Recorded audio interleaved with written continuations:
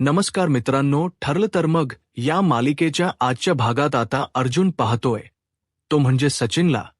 आणि मग सचिनकडे परत धावत येऊन त्याची कॉलर पकडलेली आहे आणि त्याला खेचतच बाहेर घेऊन चाललेला असतो. सचिन म्हणत असतो, अर्जुन काय झालं, अर्जुन काय झालंय, पण अर्जुनने ऐकलेलंच नसतं. डायरेक्टली त्याची कॉलर पकडलेली असते आणि त्याला खेचतच बाहेर घेऊन चाललेला असतो. खरं तर या सगळ्या गोष्टी ज्या घडत असतात त्या सचिनला माहितीच नाहीये कशामुळे घडत आहेत, किंवा त्यानं जे केलेलं आहे ते अर्जुनने पाहिलेलं आहे. या गोष्टी त्याला माहीतच नाहीयेत. अर्जुन त्याला खेचत घेऊन येतो आणि बाहेर त्याला गाडीत आणून बसवतो. त्यावेळेस तो म्हणत असतो, काय झालं अर्जुन, अर्जुन काय झालंय. अर्जुन काहीच बोलत नसतो. अर्जुन फक्त रागत असतो आणि तोही भयानक रागात असतो, ज्याचा विचार कोणी केलेलाच नाही. आणि अर्जुन ज्या पद्धतीने रिॲक्ट झालेला आहे त्या गोष्टी पाहून तर इकडे वाट लागलेली असते ती म्हणजे सचिनची. कारण त्याला कळतच नसते की हे सगळं काय होऊन बसलंय आणि आता हा काय करणार आहे. हे सगळं काय होतंय एवढाच विचार त्याच्या डोक्यात सुरू झालेला असतो. अर्जुन भयानक चिडलेला आहे. त्या चिडण्याचं कारण काय आहे ही गोष्ट पण माहीत नाही आहे की अर्जुन कशासाठी चिडलाय. अर्जुन गाडीत बसल्यानंतर तो विचारू लागतो, अरे अर्जुन काय झाले. अर्जुन शांतच असतो, तो काहीच बोलत नाही. आणि आता इकडे साक्षी मात्र वाट बघत बसलेली आहे. साक्षी गाडीत बसलेली आहे. ती म्हणत असते की अजूनपर्यंत हा का आलेला नाहीये, याने माझी गाडी बघितली नाहीये का, काय झालं असेल. पण असं साक्षीच्या डोक्यात सुरू झालेलं असतं. साक्षीला एवढंच वाटत असते की काय झालं असेल, नक्की कुठे असेल, तो काय कुठे हरवला असेल का, हा विचार तिच्या डोक्यात सुरू होतो. कारण त्याला माहीत नाहीये ना एवढं. असा विचार करत साक्षी मात्र बिचारी इकडे त्या सचिनची वाट बघत असलेली आहे आणि सचिन मात्र अर्जुनच्या गाडीत आहे. त्याच्या फोनवरती साक्षीचा फोन येत असतो आणि त्याला आता प्रश्न पडलाय की करू काय. साक्षीचा फोन तर आलेला आहे, जर हा फोन उचलला नाही तर एवढंच त्याच्या डोक्यात सुरू असतं. आणि इकडे साक्षी मात्र वारंवार त्याला फोन करत असते कारण साक्षीला माहीतच नाहीये की काय झालेलं आहे. तिला फक्त एवढंच वाटत असते की गाडी त्याला दिसली नाहीये. एवढ्या गोष्टीसाठीच ती त्याला फोन करत असते. परंतु जेव्हा तीच या लक्षात येतं की नाही, मी इथे जास्त वेळ थांबणं योग्य नाहीये, मला लवकरात लवकर निर्णय घ्यावा लागणार आहे. आणि काय ते करावं लागणार आहे. जर मला अर्जुनने इथे पाहिलं तर हा विचार साक्षीच्या डोक्यात सुरू झालेला असतो आणि ती म्हणते की नाही नाही, मला लवकर जावं लागेल इथून. असं म्हणत साक्षी आता तिथून गाडी काढते. परंतु इकडे सचिनच्या डोक्यात वेगळेच विचार सुरू झालेले असतात. त्याला असं वाटत असतं की अर्जुनने काय पाहिले काहीच माहीत नाहीये आणि तो त्या क्षणी कॉल कट करतो आणि स्वतःचा मोबाईल स्विच ऑफ करतो आणि त्याचबरोबर अर्जुन कडे पाहत असतो. अर्जुन काही साधा नाही. अर्जुनला या सगळ्या गोष्टी लक्षात येत असतात. त्याने काय काय गोंधळ केलाय, काय काय करतोय, हे सगळं अर्जुनच्या डोक्यात असतं. त्यामुळे अर्जुन त्याला काहीच बोलत नाही. अर्जुन गाडी घेऊन फक्त निघालेला असतो. इकडे साक्षी विचार करू लागते की काय होऊन बसले हे, हा कुठे थांबलाय, काय झालं, मी गाडी कुठे लावली याच्या लक्षात नाहीये का. पण ती विचार करते की नाही, आता निघावंच लागणार आहे. यापेक्षा जास्त वेळ मी थांबू शकत नाही आता. साक्षी तिथून चाललेली आहे. अर्जुन गाडी घेऊन निघालेला आहे. अर्जुनचा राग इतका नवर झालाय की त्याला कळतच नसते की हे सगळं काय झालंय. माझ्या अस्मिताच्या बाबतीत, माझ्या माणसांच्या बाबतीत कोणीतरी अशी गद्दारी कशी करू शकतं, या गोष्टीचा त्रास अर्जुनला होत असतो. आता ऑफिसमध्ये अर्जुनने त्याला आणलेलं सर, तिथे आल्यानंतर तो विचारू लागतो की अर्जुन, तुम्हाला इथे का घेऊन आलाय, काय झालंय. अर्जुन म्हणतो, तुला खरंच कळत नाही का रे, तुझं काय झालंय ते, का तू नाटक करतोयस, जसं आज मी ताईच्या समोर रोज नाटक करतोस प्रेमाचं, तसं नाटक तू माझ्या समोर करतोयस का. अर्जुन त्याला ठणकावून विचारू लागतो. तेव्हा तो म्हणत असतो की नाही नाही, मी काहीच नाही करत. अर्जुन म्हणतो की कोण होती ती मुलगी, नाही काय करत होता, का तू तिच्याबरोबर, ती का माझी कलेग होती. अर्जुन म्हणतो काय कलेग, आणि तुझ्या ह्या चेन्नई, बेंगलोर, दिल्ली ह्या ज्या काही मीटिंग चाललेल्या असतात त्या ह्या चाललेल्या असतात, म्हणजे तू अस्मिताला फसू शकतोस पण तू मला फसू शकत नाही, एवढं लक्षात ठेव. इकडे अर्जुन त्याला ठणकावून सांगत असतो. एकच अर्जुनच म्हणणं असं की बाद झालं, ज्या गोष्टी काही झालेल्या आहेत ना त्या पूर्णपणे चुकीच्या आहेत. अर्जुनला हे सहनच झालेलं नसतं. अर्जुनचा राग अनावर होत असतो. अर्जुन म्हणत असतो की आतापर्यंत खूप ऐकून घेतलेलं आहे, पण यापुढे नाही, असं म्हणत अर्जुन त्याच्याशी बोलत आहे. तेव्हा मात्र अर्जुनने एकच गोष्ट करायचं ठरवलेलं असतं. काहीही झालं तरीही या माणसाला सोडायचं नाही, कारण या माणसाने माझ्या बहिणीचे आयुष्य उद्ध्वस्त करण्याचा प्रयत्न केलेला आहे, तर त्याला त्या गोष्टीची शिक्षा भोगावी लागणारच आहे. एवढ्याच अशी इकडे अर्जुनच्या डोक्यात असत. तेव्हा तो म्हणतो की अरे काही नाही रे, ती ना माझी कलिग्स होती. अर्जुन म्हणतो कलिग्स, गर्लफ्रेंड, ह्या सगळ्या गोष्टी मला कळत नाहीत असं वाटलं का रे तुला? नाही वेड्यात काढतोस का मला? तू मला कळत नाही का ती कोण होती ती, आणि तू गालावर किस करतो का कलिगच्या, आणि मला इथे सांगतोयस का कलिग होती म्हणून? अर्जुन जो चिडलेला असतो आणि इकडे येतो म्हणतो असं काही नाही रे, ते मी तिच्या गालावरती, असं तो बोलतो. त्या क्षणी अर्जुनचा राग गानावर होतो, कारण स्वतःच्या तोंडांनी कबुली देताना ह्या माणसाला जराही लाज वाटत नाहीये, ही गोष्ट अर्जुनच्या लक्षात आलेली असते. आणि अर्जुन एवढा चिडलेला असतो की अर्जुनने खांदेशी त्याच्या कानाखाली लावलेली असते. कळायचं बंद व्हायच्या आधी तर सचिनच्या कानाखाली पडलेली असते, आणि तो पाहतच राहतो, कारण त्याला त्याच्या लक्षातच नव्हतं की असं काहीतरी होऊ शकेल. कारण अर्जुन म्हणत असतो की मला वेड्यात काढतोस का? तू मला कळत नाही, मला अक्कल नाहीये, तुझं काय चाल ते, असं म्हणत अर्जुन जो चिडलेला असतो. त्यामुळे अर्जुनने आता ह्याची वाट लावायला घेतलेली असते, कारण अर्जुनला राग आलेला असतो की सरळ सरळ अस्मिताईला हा खोट बोलतोय. अर्जुन म्हणू लागतो की आम्हाला अस्मिताईने सांगितलं होतं, तिला डाऊट आलाय, तिने तुला एका मुलीसोबत पाहिलं, हे सगळं तुझं नाटक चाललेलं होतं, तू सगळं नाटक करतोय हे आम्हाला माहीत नाहीये का? आणि आम्ही अस्मिताईला म्हटल की नाही गत का, तर आमचा तुझ्यावरती विश्वास होता, बरोबर आहे, पण तू आमचा विश्वासघात केलाय, त्याही पेक्षा जास्त तू अस्मिताईचा विश्वासघात केलाय. म्हणून अर्जुनला आता खूप राग आलेला असतो आणि अर्जुन डायरेक्ट त्याला मारायला सुरुवात करत असतो. तो म्हणतो सॉरी अर्जुन, ऐकून तरी घे माझ, अर्जुन ऐकून तरी घे.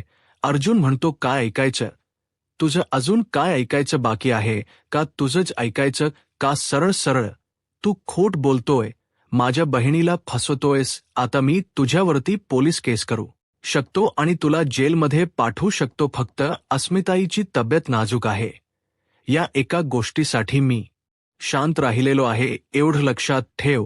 कारण तुझ्या बाबतीत निर्णय घ्यायला मला वेळ लागणार, कारण आता अस्मिताई ज्या कंडिशनला आहे ना त्यासाठी मी गप्प बसलेलो आहे. एवढं म्हणून अर्जुन जो चिडलेला असतो, जो भयानक असा त्याला राग आलेला असतो, तो बोलून दाखवत असतो. आणि इकडे तो सचिन मात्र शांतपणे अर्जुनकडे पाहत असतो. आता चूकच एवढी मोठी केली तर त्याची शिक्षा पण तेवढी मोठी भोगावी लागणारच असते. परंतु इकडे अर्जुनच्या या बोलण्यामुळे मात्र त्याला कळायचं बंद झालेलं असतं आणि अर्जुनने पूर्णपणे त्याला आता रंगेहात पकडलेलं असत. त्यामुळे तो काहीच बोलू शकत नसतो. तेव्हा मात्र सचिनच आता अर्जुनला सांगू लागतो की अरे अस्मीला काही सांगू नकोस, तिला नाही सहन होणार आहे हा धक्का, असं तो सांगू लागतो. तेव्हा मात्र अर्जुन म्हणतो ते मला कळत ना, तिला काय सहन होणार आहे काय नाही होणार आहे, पण एक गोष्ट लक्षात ठेव, तिच्याशी हेच काय तू वागलेला आहेस ना, त्याच्यामुळे तिला काय होणार आहे, आणि तिला जर काही झालं तर मी तुला सोडणार नाही, एवढं लक्षात ठेव, असं अर्जुनने म्हणत जो काही राग व्यक्त केलेला असतो तो इतका भयानक असतो की सचिनला स्वप्नात हे वाटलं नव्हतं की आपल्या बाबतीत असं काहीतरी होऊ शकेल. किंवा आपण पकडले जाऊ शकेल, पण त्याने चूक एवढी मोठी केलेली होती तर ऑब्व्हियसली त्याची शिक्षा सुद्धा त्याला मिळणार हे तेवढंच पक्क होतं. अर्जुन म्हणत असतो की आतापर्यंत खूप गोष्टी तुझ्या सहन केलेल्या आहेत, पण यापुढे नाही. तेव्हा तो म्हणू लागतो की अर्जुन, आता एवढी शेवटची चूक माझी माफ कर. अस्मीला यातलं काही सांगू नकोस, यातलं अस्मीला काही कळू देऊ नकोस असं तो अर्जुनला सांगू लागतो. अर्जुन म्हणत असतो की वास झालं आणि पुन्हा जर चूक करण्याचा प्रयत्न केला तर गाठ माझ याशी आहे, कारण माझ्या बहिणीच्या बाबतीत जर काही झालं तर मी सहन करू शकणार नाही असं अर्जुन त्याला म्हणतो. आणि तो घरी येतो. खूप दमलेला असतो. अर्जुन चिडलेलाही तेवढाच असतो आणि दमलेलाही तेवढाच असतो. मग सायली येते. अर्जुनकडे विचारू लागते काय झालंय. अर्जुन म्हणतो नाही काय इकडे. आता नागराज घरी आलेला असतो आणि सुमन कपड्यांच्या घड्या करत असते. नागराज म्हणतो तुला कळत नाहीये का मी आलेल दिसलं नाहीये का. आलोय मी, कधीपासून इथे बसलोय. माझ्यासाठी चहा बनवून आण. तेव्हा सुमन म्हणते की माझं एवढं हातातलं काम झालं की मग बनवून आणते. नागराजला राग येतो. नागराज म्हणतो मला उलट उत्तर देतेस तू. नाही, मला उलट उत्तर द्यायची एवढं धाडस कुठून झालं तुझंसं. म्हणत नागराज सुमनला ओरडायला सुरुवात करतो. सुमन म्हणते हो माझं झालं ना काम की मग आणते, कारण माझं काम नंतर राहून जाईल, कारण मी स्वयंपाक करण्यासाठी खाली जाणारच आहे. त्यावेळेस तुमच्यासाठी चहा बनवेल आणि तो देईल, त्यामुळं तुम्ही खाली यायचं. तिथं तुम्हाला चहा देईल. नागराजला खूप राग येतो. नागराजचा इगो हर्ट होतो, कारण रोज सुमन उठ म्हणलं की उठणारी, बस म्हणलं की बसणारी सुमन आज मात्र उलट उत्तर देते. ही गोष्ट नागराजला सहन होत नाहीये.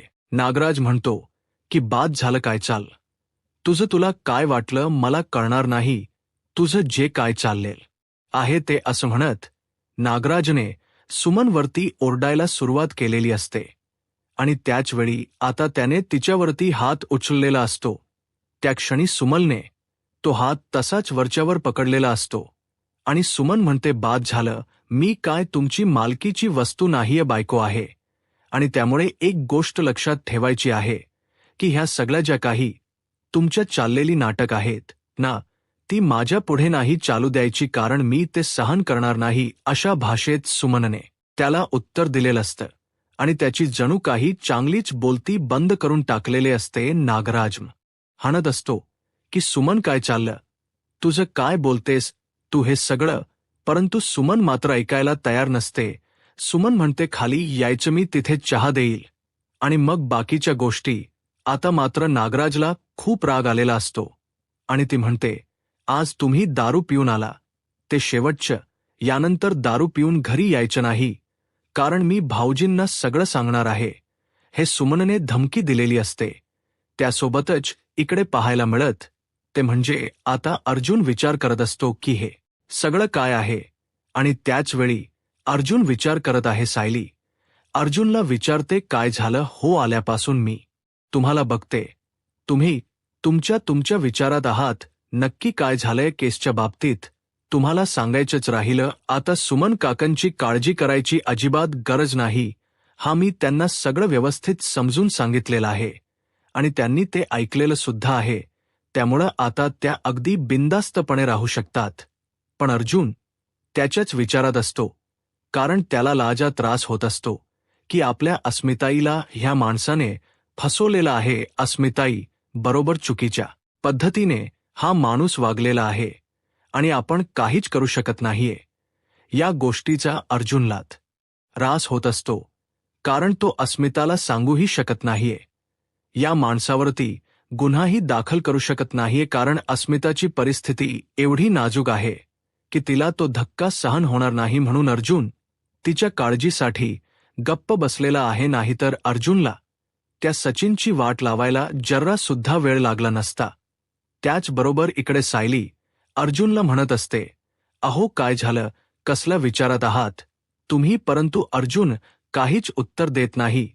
तो शांतच असतो. तो म्हणतो नाही हा जरा केसच टेन्शन चालू आहे ना. तेव्हा सायली म्हणते हो बरोबर आहे, पण आता तुम्ही बिंदास्त रहा सुमन. काकीच्या बाबतीत अर्जुनला वाटत असतं की सायलीला सांगून टाकावं, परंतु अर्जुन मात्र सायलीला काही सांगत नाही.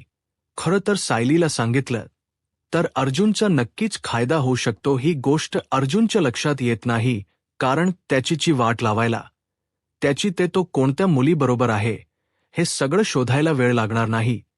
त्यानंतर इकडे पाहायला मिळतं की अर्जुन विचार करत आहे आणि त्यासोबतच अर्जुनच्या डोक्यात हे सगळे विचार चालू असतात आणि त्याचवेळी सायली सुद्धा तिथं असते आणि ती त्याला विचारत असते. अर्जुन शांत असतो. सायली म्हणत असते, काय झालंय? तुम्ही कसल्या विचारात आहात? म्हणजे काय, एवढा काय प्रॉब्लेम झालेला आहे? परंतु अर्जुन शांतच राहतो. त्याला वाईट वाटत असं की आपल्या अस्मिताईच्या बाबतीत अशी चूक घडलेली आहे आणि ही चूक का घडलेली आहे, आपल्या अस्मिताईला एवढा त्रास का होतोय, एवढाच विचार चालू झालेला असतो. आणि तेव्हा मात्र इकडे आता दुसऱ्या दिवशी सकाळी अर्जुन उठलेला असतो. अर्जुन आवरत असतो आणि त्याचबरोबर इकडे सायली किचनमध्ये असते. अर्जुन आल्याला विचारतो की अस्मिताई कुठे आहे?